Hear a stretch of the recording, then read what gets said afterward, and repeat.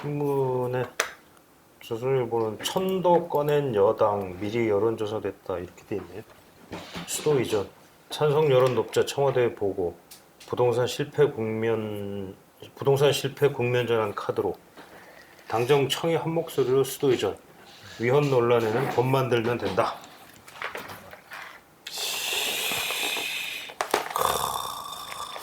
한겨레 신문도 한겨레는 안 썼네 이걸. 한겨레는 3기 세도시 1만 3천 가구 경기도 기본주택 실험 중산층 무주택자도 입주 가능하다. 역세권에 30년 이상으로 장기 임대주택 짓는다. 부동산 정책의 새 돌파구로 주목. 용적률 등은 정부와 협의가 필요하다. 기본주택 행정수도 띄우는 여당 청와대는 반대할 이유 없다. 김태년 대표는 위헌 판결을 받길 수 있다. 행정수도 완성 특위 구성을 제안했다. 이낙연, 김부겸 등도 거들고 나섰다. 또 봅시다. 또 서울시 노후 임대 아파트를 고층 재건축하겠다. 30년 된 임대 아파트 대상으로 용적률을 140%에서 400%까지 상향해서 강남 노원 등에 7만 가구를 공급하겠다. 그 행정수도 부분은 뭐 계속 논란이네. 이제 행정수도. 수도 이전이야? 수도 이전이 맞나? 행정수도 이전인가? 수도 이전? 천도? 이 표현이 맞는 건가? 어떨까요? 천도. 왕조시대 때 들어본 딱 그 단어인데 천도. 이게 지금 뭐 오늘도 이게 지금 계속 뉴스가 지금 막 나오고 있지.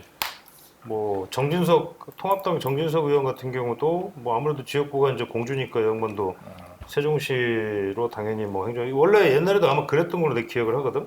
네. 그러니까 사실은 충청도 특히 충남권 같은 경우는 뭐 여야 가릴 것 없이 사실 뭐 청와대하고 뭐 국회 내려오겠다는데 반대할 이유가 있나? 반대하면 바보 아니야? 그렇죠? 어찌 됐건 뭐가 됐든 네. 뭐 그 지역에 있어서는 뭐 엄청난 호재로 보이겠지. 그죠? 근데 사실상 청와대하고 국회가 내려와봐야 뭐 기여하는 바가 있을까? 그건 연구를 해봐야 알겠지만 뭐 연구 안 해도 되는 거 아니야? 그러니까 이게 결국은 어제도 얘기했지만 결국 이제 이게 편이 막 갈라질 거라고. 네. 그때도 최초의 행정수도 이전이 이제 그 노무현 정부 때 행정수도 이전이 나오면서 그때 이제 또 사실은 여야가 갈린 게 아니라 수도권 대 지방에 갈리고 그러니까 여야가 구분이 없어. 왜냐하면 그때는 수도권에서는 야 이거 뭐 행정수도 저 세종시로 내려가면 서울 수도권 다 집값도 망하고 막 다 폭락하는 거 아니야? 이래가지고 뭐 서울에서는 뭐 반대하고 막 그랬었거든. 그러니까 이제 수도권 이쪽에 있는 저 국회의원들이나 정치인들은 여야 가리지 않고 다 반대고 반면 지방은 또 다 찬성이야. 오케이 좋네. 그랬다니까. 이거는 여야의 문제도 아니고 묘하게 이제 또 지금 판을 또 갈라가지고 또 하는 건데. 근데 만약에 정부 청와대가 전부 다 세종시로 내려가면 언론사라든지 이런 곳들도 그때 이제 그런 얘기 나왔었죠. 옮길 수 있는 거 아닌가? 그렇죠. 그때 그런 얘기가 나왔었죠. 그래서 대기업 본사도 옮길 거고 네. 뭐 모두 다 따라갈 거고 따라갈 거다. 그러니까 이제 이게 효과가 있을 거다라고 이제 주장을 했지만 네. 근데 사실 생각해 보면 뭐 우리나라는 이게 근데 그때도 이 수도 이전 그러니까 행정 수도가 이 대부분 나라에서 다 실패했어. 행정 수도가 다 실패했다고. 왜 그러냐면 그러니까 이제 특히나 우리나라는 대한민국은 세종시하고 서울의 거리가 한 150km 정도밖에 안 떨어져 있거든. 근데 이게 수도 이전에 효과가 나려면 차라리 그때도 나왔지만 차라리 목포로 가라고 그랬거든. 400km 이상 떨어지고 500km 이상 떨어져 있는 목포로 가야 집중화 현상이 안 생긴다. 그러니까 결국 이게 세종시로 가면 아까 그때도 얘기했지만 출퇴근한다니까. 출퇴근이 되잖아. 그리고 지금 KTX 얼마나 좋아. KTX 타면은 뭐 세종시까지 40분이면 가는데 출퇴근한다니까 다들. 집 두 채 갚는다니까. 그러니까 그렇게 되면 결과적으로 그러니까 어떤 의도하고자 했던 그 수도권 과밀 인구 분산이라든지 과밀 억제 이런 뭐 과밀 해소 이런 부분에 대해서 균형 발전 물론 균형 발전에는 일부 효과는 있을 거야. 분명히 이쪽에 이제 이게 옮겨가면 투자도 될 거고 뭐 그러다 보면 아까 얘기한 것처럼 우리가 이제 언론사나 이런 데들의 본사가 내려가는 게 아니라 세종시 그때도 그랬지만 우리도 그랬었어. 그때 세종시 이렇게 그때 조선일보도 야 이거 이제 세종시 내려가면 야, 거기 세종시 지사를 만들어야 되는 거 아니냐. 지사를 어떻게 운영할지 건물도 알아보고 인력 운영 방안도 좀 검토를 해라라고 사실 검토가 됐었단 말이지. 그러다가 이제 해보니 아니 그지 그럴 필요는 없을 것 같습니다. 이제 결론이 그렇게 난 거야. 그래서 이제 안 했었던 건데 왜냐면 이제 그때 이제 위헌 판결을 하고 그 청와대와 국회 내려가는 게 위헌 판결을 하고 막 이러면서 아 수도 이전은 안 된다. 그러니까 아 그럼 일부 이제 정부 청사만 내려가는 거니까 아 그러면 뭐 굳이 갈 필요 있겠어라고 이제 했던 거고 또 아까 얘기한 것처럼 출퇴근도 되고 뭐 이런 논란이 벌어졌던 거거든. 외국도 보면은 내가 지금 그러니까 그때 우리가 이제 조사를 많이 했었거든. 내가 그때 이 당시에 기사를 많이 썼었는데 나한테 이제 그 당시에 기사 내가 많이 썼었는데 그 해외 사례로 많이 연구를 했었는데 해외에서도 행정수도만 해가지고 성공한 나라는 잘 없어. 그리고 뭐 미국도 당장 워싱턴하고 뭐 뉴욕이 같이 공존을 하지만은 뭐 워싱턴 있다고 해서 워싱턴 근처가 뭐 엄청나게 뭐 좋아지고 뭐 사실 그건 아니거든. 뉴욕이 망하는 것도 아니기도 하고 뭐. 그러니까 뭐 그렇게 따지면 사실은 뭐 국회하고 청와대 내려가도 된다. 내려가도 되지 뭐 솔직히. 또 거꾸로 얘기하면 또 그런 논리도 가능하긴 한데 근데 그게 이제 어떤 시각에서 바라보느냐에 따라서 아마 다르지 않을까. 근데 지금은 좀 시기상으로 보면 참 묘한 시기지, 그지? 부동산 실패 때문에 지금 다 전국이 들끓고 있는데 이런 상황에서 갑자기 이걸 뻥하니 던져가지고 뭔가 국면 전환하고 참.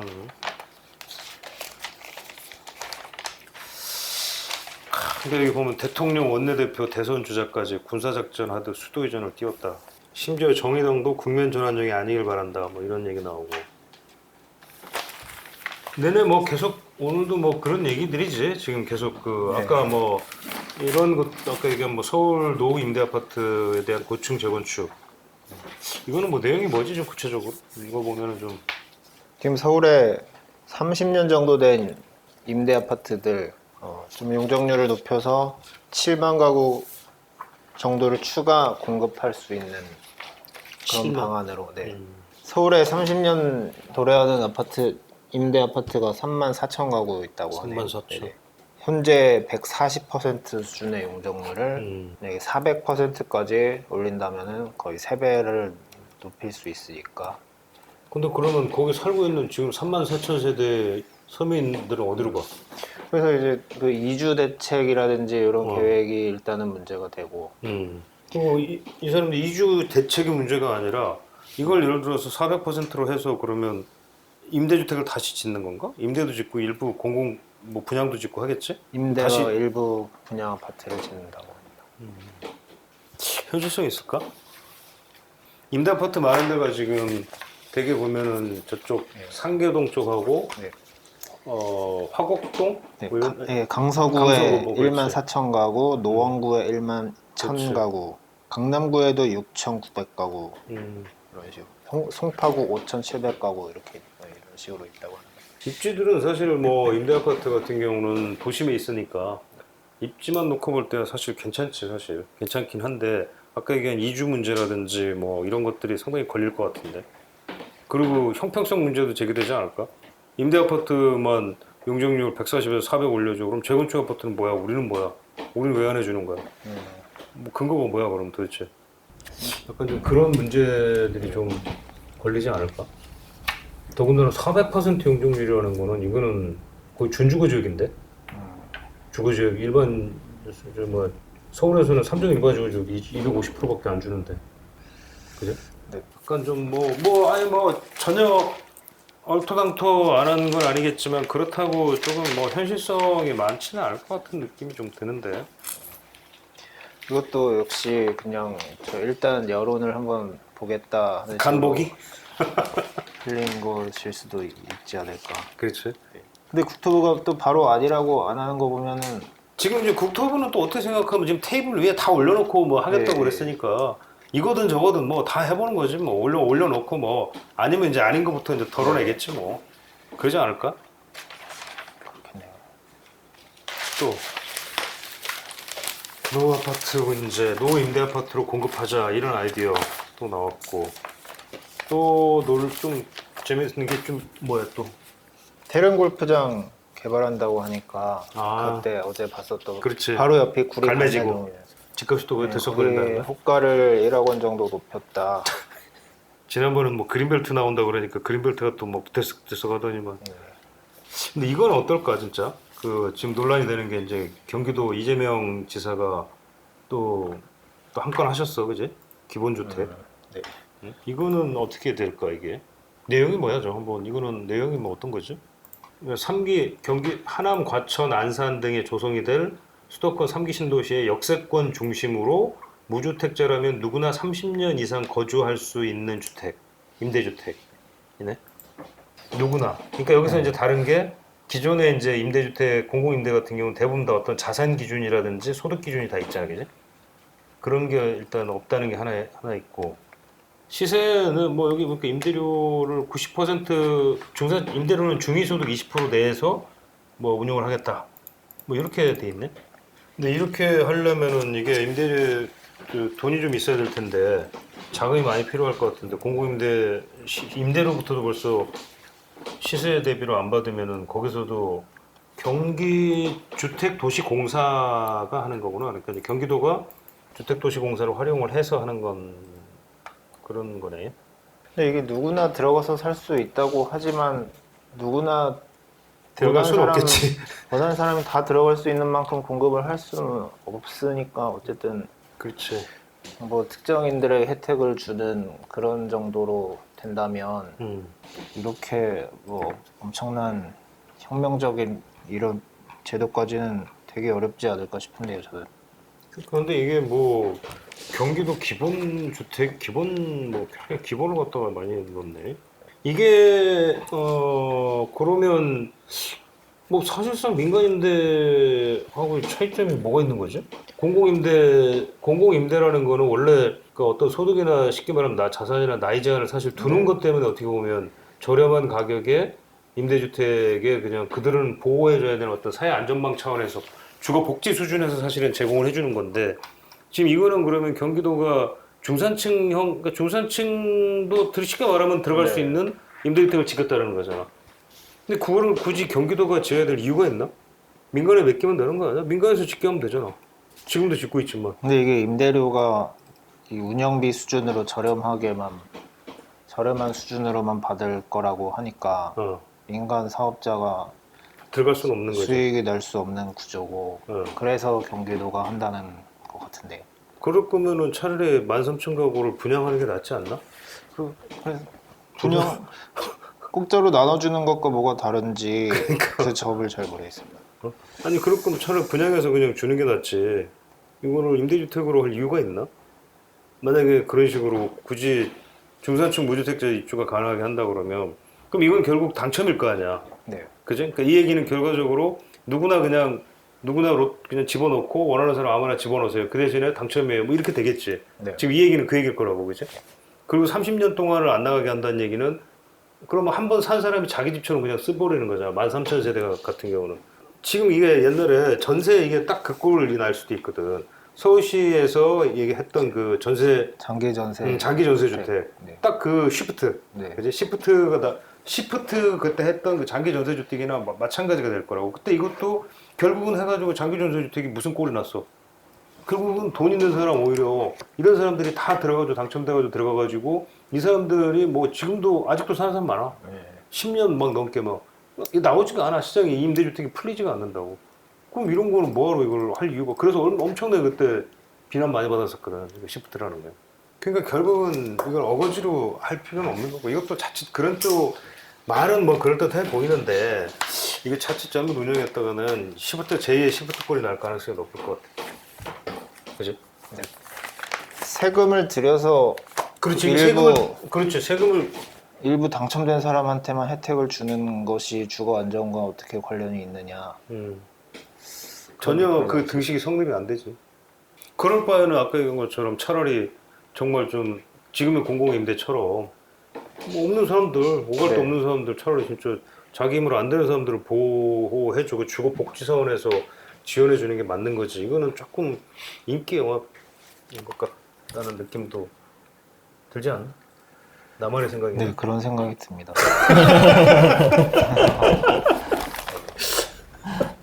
아, 괜히 막 옆구리 찔러서 그렇게 생각 안 하는데. 아까 보니까 오세훈 전 서울시장도 이재명 기본주택에 뭐 찬성한다는 식으로 아까 뭐 기사가 나왔던데. 그러니까 네. 뭐 알고 하시는 말씀인지는 잘 모르겠고. 근데 1주택자 재산세 문제가 계속 나오네 신문에서. 짐작은 했지만 너무 많다. 1주택자 충격의 재산세. 11년 만에 최대폭 늘어난 12.7조. 올해는 더 큰 폭으로 늘어날 거다. 경기 살린다고 재난지원금 뿌려놓고 증사하면 무슨 소용이냐. 참, 맞는 얘기다. 저기 한 팀 정도 재산세 나오지 않았나? 네, 나왔습니다. 뭐 얼마나 되지?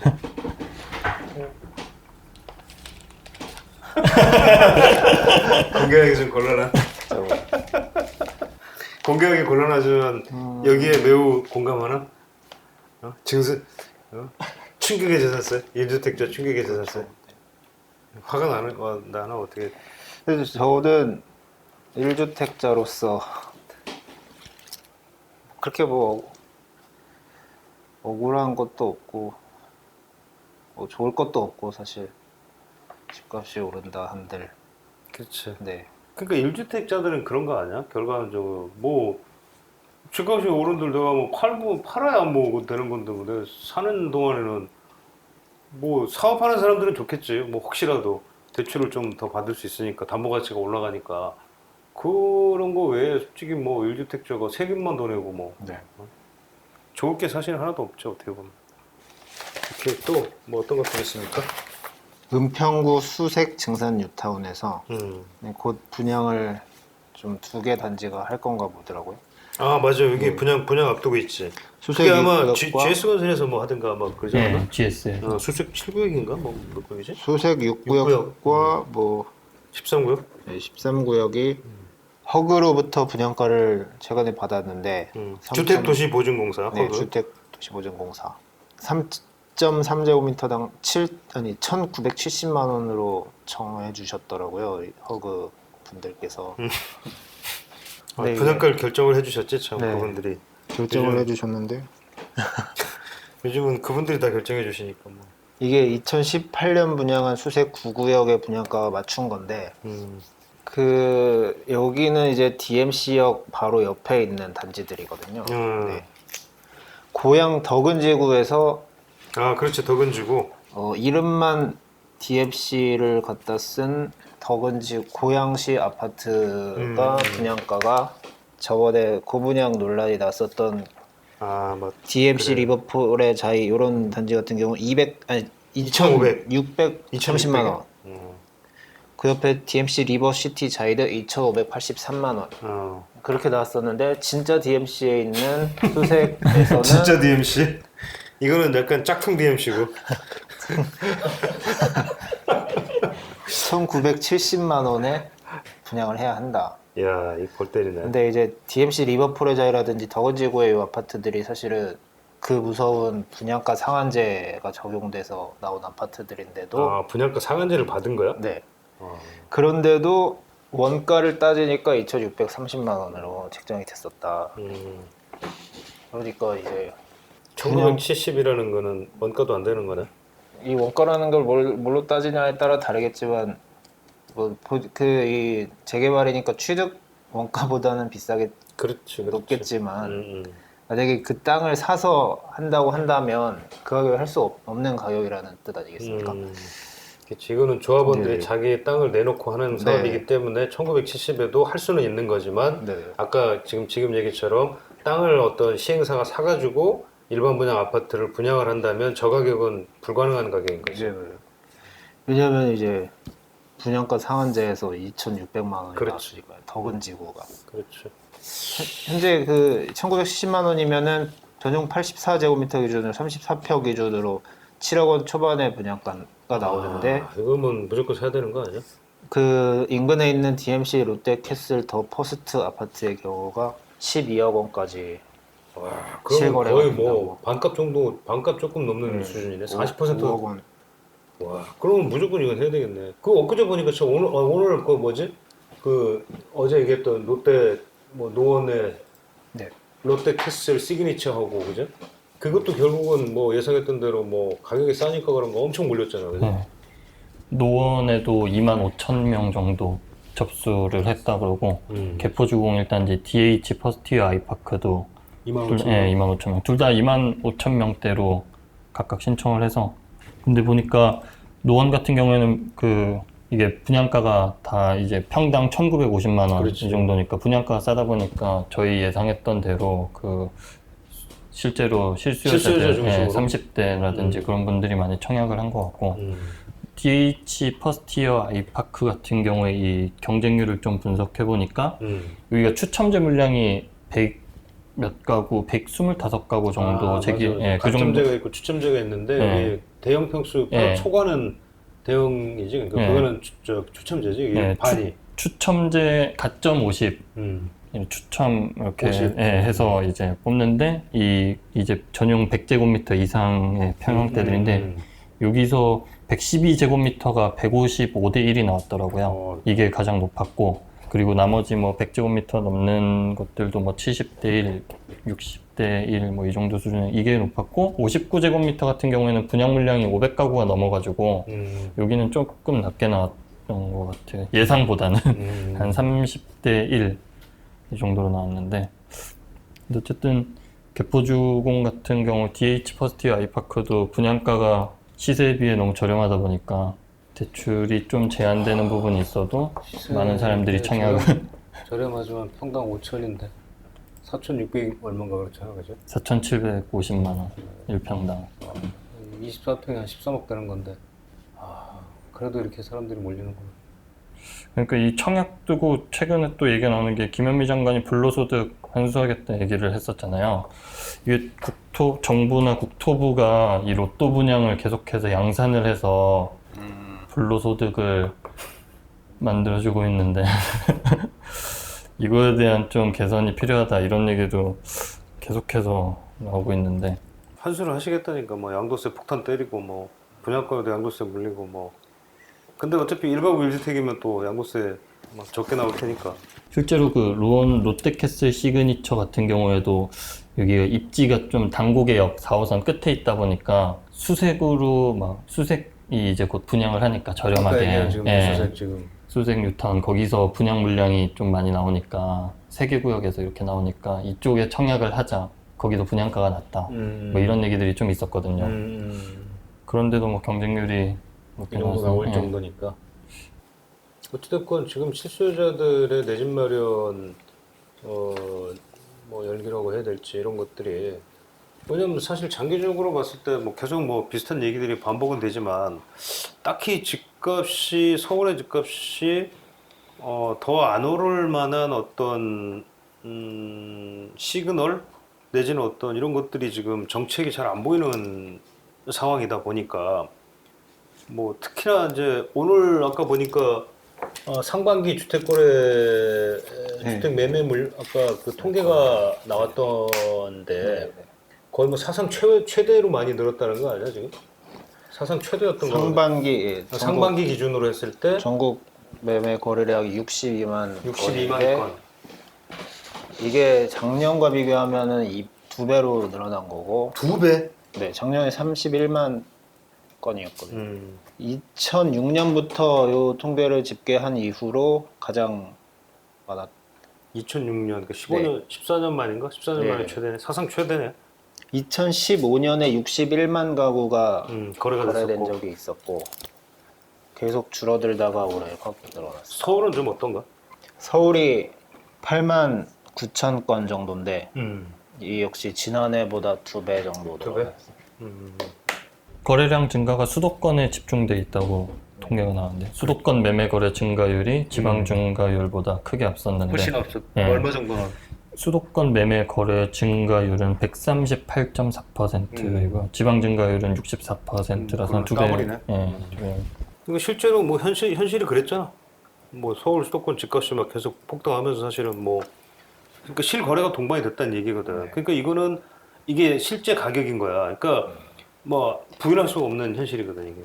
그리고 뭐 몇 번 기사 나왔지만 아마 이것도 이제 연령대별 분석은 좀 해봐야 되겠지만 아마 대부분이 또 30대가 거의 30대가 많이 샀을 거예요. 30대, 40대가 많이 샀을 거라고 또.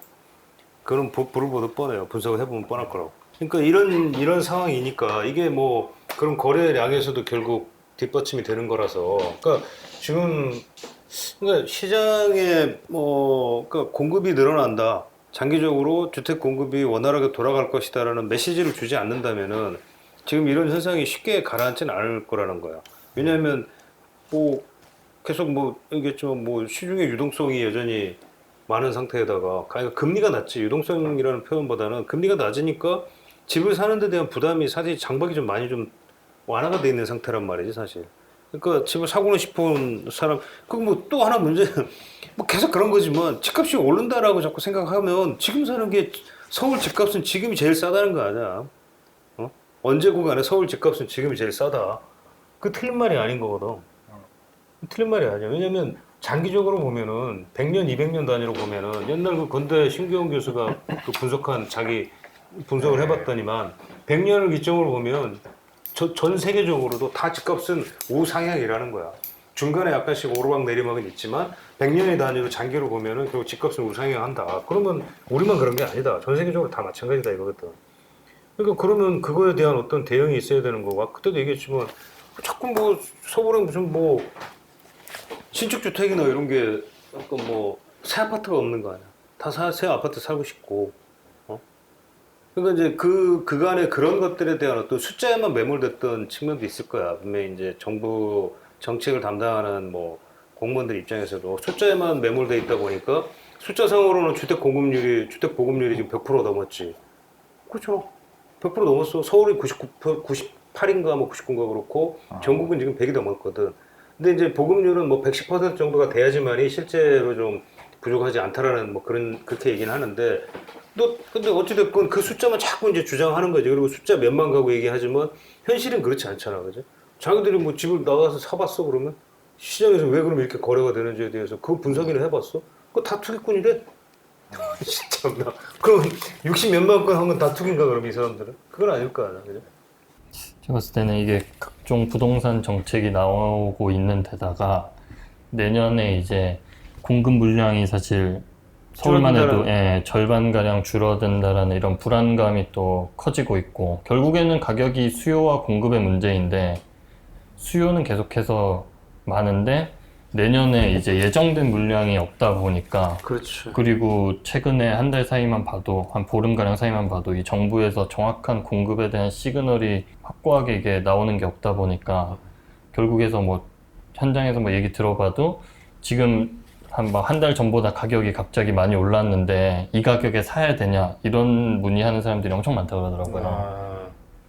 현재 딱 뭐 한 불과 막 2, 3주 전에 이 집을 사려고 그랬는데 갑자기 몇 천만 원 뛰었다.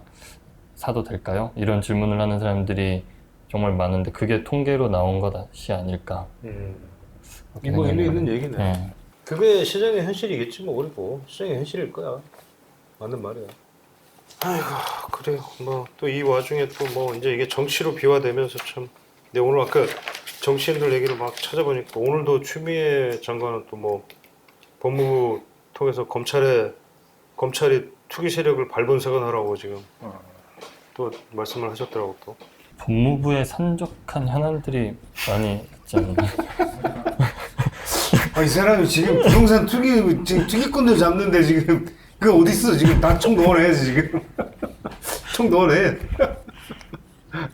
아까 내가 또 진중권 씨는 또 행정수도 논란에 붙여가지고 대통령 집무실도 광화문으로 못 옮겼는데 무슨 행정수를 옮기냐고 한 방 또 매겼대 또. 어제 또 재미난 뉴스 중에 하나는 그 아파트 40채 통째로 판 분 계셨잖아요. 네. 삼성 강남에는 삼성 월드타워. 네. 이분 아까 어디 뭐 연합뉴스에서 인터뷰한 거 보니까 그 우리도 기사가 네, 저희도 나왔었지. 어제 처리했는데. 97년도에 이게 준공을 했는데 그때 당시에도 임대주택 사업을 장려를 해서 자기가 뭐 가족들하고 같이 해가지고 그 한계동인가 47세대 47대인가 뭐 46. 이제 사진을 통째로 섞어서, 지어가지고 네. 그냥 통으로 다 임대하고 있었다. 그래서 그때도 정부 시책을 따랐고 이번에도 정부 시책을 따라서 집을 팔으라니 난 팔았을 뿐이다. 굉장히 쿨하게 인터뷰를 하셨대. 아니 그 되게 보면은 그 인터뷰 잘 안 하잖아. 그런 말 잘 안 하는데 난 안 한다고 막 그러는데 그 또 쿨하게 인터뷰를 하셨어. 근데 참 정부 시책에 따라야 하는데 그래 맞는 말이야. 뭐 부동산 격언 중에 하나가 그거잖아. 정부 정책을 거스르려고 하지 마라. 하여튼 좋은 교훈을 하나 주셨어. 자 이렇게 하고 자 오늘은 또 뭐 오늘의 댓글 한번 봅시다. 태릉 골프장 기사 보고 배 찢어지는 줄 알았습니다. 완전 코미디네요. 관전 재미가 쏠쏠합니다. 10년 전에도 태릉 골프장 아파트 건설 검토가 있었던 것으로 아는데 왜 못했는지에 대한 검토 자체가 없었다고밖에 안 보입니다. 나라 운영을 구멍가게 수준으로 하는 것 같습니다. 또 강남 강북 그린벨트 편가르기 얘기도 막 나오고 있더라고요. 강남 그린벨트는 여기서도 나오는 댓글이 있는데 냄새나는 하우스인데 반발 심한데 그냥 두고 태릉 골프장 인근은 녹지 주성이에 유네스코 세계문화유산 태릉 앞에 콘크리트 덩어리를 짓는다고. 자, 임대사업자의 임대 보증금 보증을 강제 소급 적용하는 거에 대한 내용도 좀 한번 달아줬으면 좋겠다. 이렇게 말씀하신 분이 계시네. 민간 공공임대주택 사업자의 부도시에 월세 보증금을 보호하는 이행보증이 있었고 그래서 미납할 경우에는 2천만 원 이하 벌금이나 2년 이하 징역이라는 벌칙이 있었다. 이 기업용 보증을 개인 임대인에게도 강제로 적용하겠다는 건데 임차인이 바뀔 때마다 감성평가도 받아야 하고 보증료도 비현실적이다. 이걸 들어야 했다면 애초부터 임대사업자 등록을 안 했을 거다. 근데 임대사업자 카페 뭐 이런 데에서도 다들 멘붕이다. 그렇게 얘기를 하시네. 이것도 좀 문제인가 보네. 그런 건데. 어떻게 한번 알아볼까요? 한번 알아봅시다 이거는. 네네. 자, 핵폭격 같은 드립 좋으십니다. 요즘 팀장님 드립도 좋으다. 좀 더 센 팩트 폭격기 날려주삼요. 그거 같은데 동사무소 30가구 그거 그 얘기 같은데.